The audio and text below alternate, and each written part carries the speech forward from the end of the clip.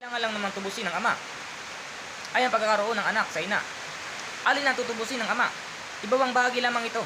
At kapag natubos na ng ama, babalik uli ang ama sa eksaktong puntong panahon kung saan 00 degree ng uwa na wala ng koneksyon sa ibabang bahagi ng ina ng anak. Kaya ang anak na ipinanganak ay tuloy nang naging malaya at ito ay pinanganak na ng ama.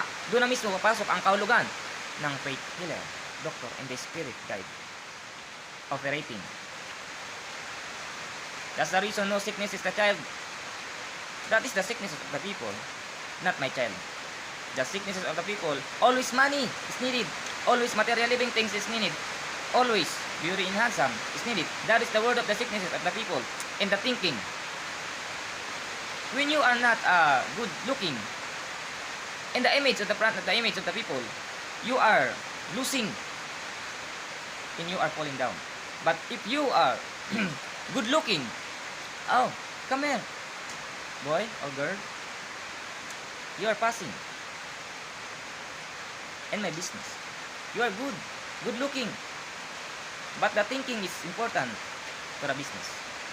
Not the good looking, not good the thinking. The thinking is surrounding at the universe.